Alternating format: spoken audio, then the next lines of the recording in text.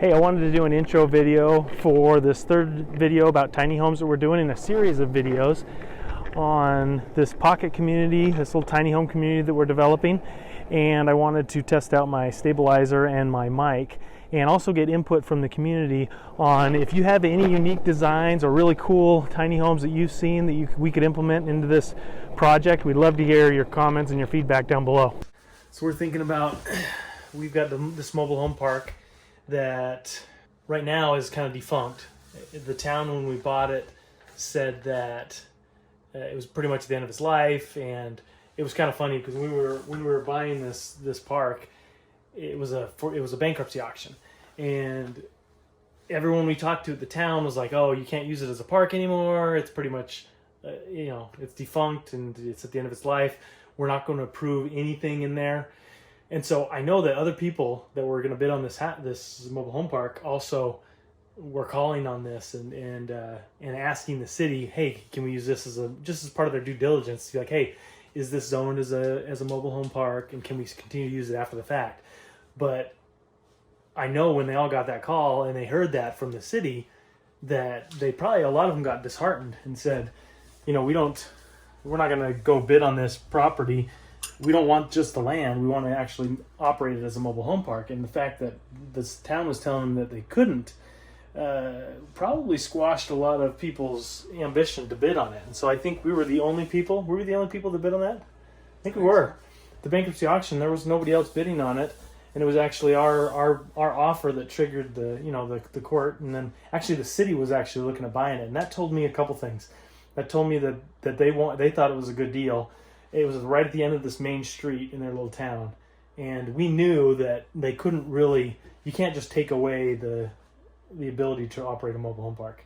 Once it's there, if the use was in place before the zoning came in, because a lot of times what happened in the 50s is a lot of these parks started springing up all over the country, and people were using them and just kind of operating without any zoning. And then in the 70s and 80s, they started to put in this zoning regulations for all these different cities to kind of regulate these mom and pop mobile home parks. But anyone who had started their mobile home park before that actually came into being, all these zoning laws, they were grandfathered in, and towns just can't take that away. So in the end, we knew that they couldn't really say that it's at the end of the use, and they weren't going to approve any new mobile homes because we have another park, and we had to fight with the city a little bit on that. So we took that with a grain of salt, but I'm sure it scared off a ton of people, which worked in our benefit because we got the property for a really cheap price. And it actually came with two parcels. One of the parcels was kind of like a bonus, but it was right on the main street. And the town is so excited to get something development-wise in this town that I think they're kind of bending over backwards to kind of help us out and do whatever we want. Now that we've closed on the property, we're looking to do like a mixed use with a commercial downstairs and residential units above.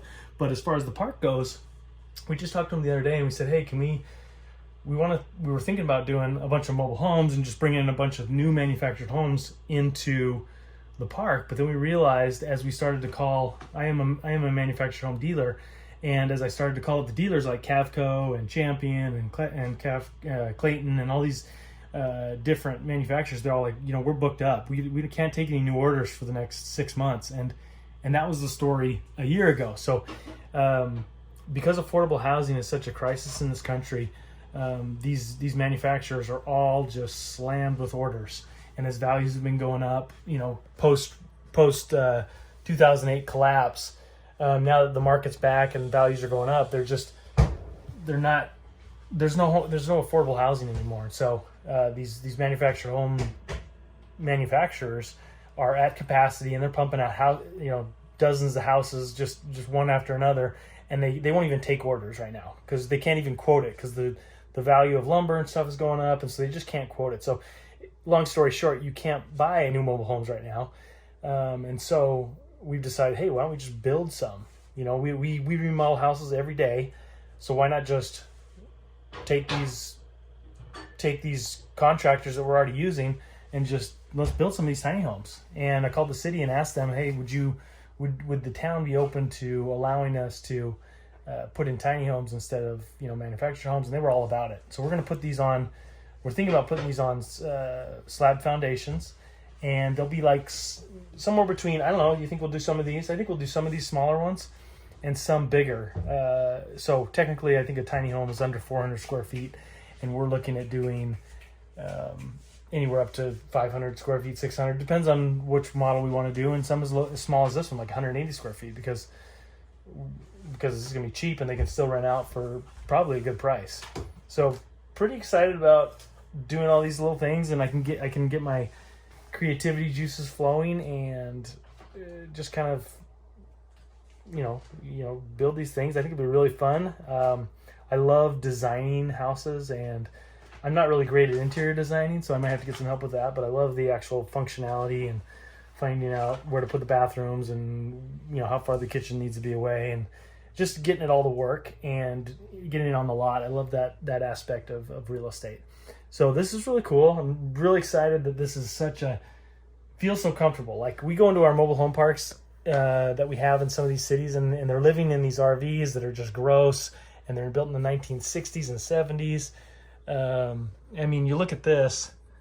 This is a totally different ball game from those 1970s RVs. And you go in these, and they're smaller than this, and these guys they're paying, $600 a month plus, right? Aren't they paying $600? And that's our cheap. It's a gated neighborhood. It's a gated mobile home park. The cheaper ones are less than 600, but they're for like old units. But those ones are just because we haven't raised the price on them, because we haven't had. When we took over this park, we didn't want to just jack up the prices on everybody. But as people have moved out, we've jacked up the prices to receive new people, and we have no problem renting them out. I mean, they rent out in seconds. So, but the fact is that something like this is a step up for people that are on single fixed incomes. They only have, a lot of these people only have $800 a month coming in. That's it. And so they spend $500, $600 on housing. They've got $200 to live, so there's not a lot of choices for them other than move out of the city, go out in a more rural location where they can get cheaper rent. And then they need a car because they need to get places. Like our park is pretty close to Walmart, and so there's a lot of walking activities. But I think this is going to be a great value as far as an affordable home standpoint.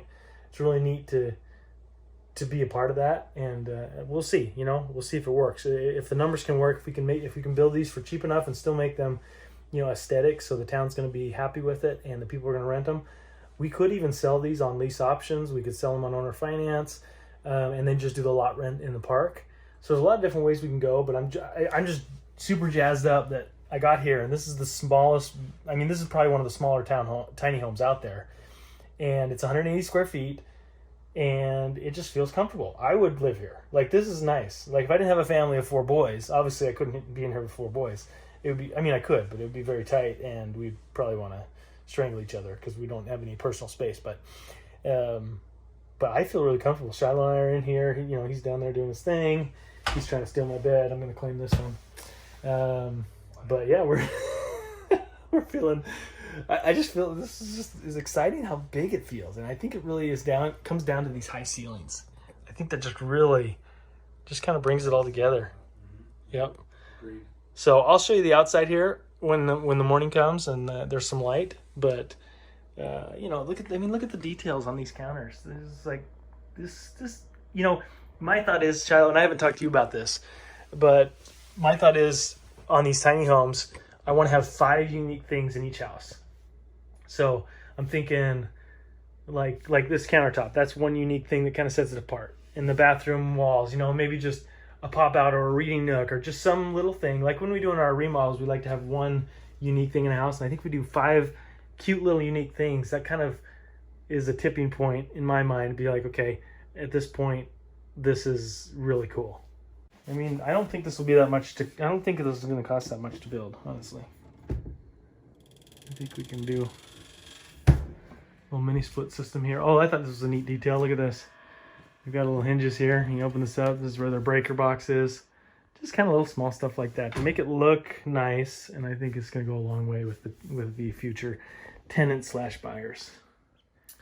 So I'm gonna let Shiloh, being the generous person that I am, have the upstairs fun bed, and I will sleep down here in squalor on this bed.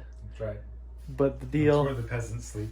the deal is I gotta pick the bed in Costa Rica when we go get the treehouse. So we made some more discoveries. We got a drawer right here. Which is funny because I said they were wasting that space, but then we found out that no, they have to bring someone.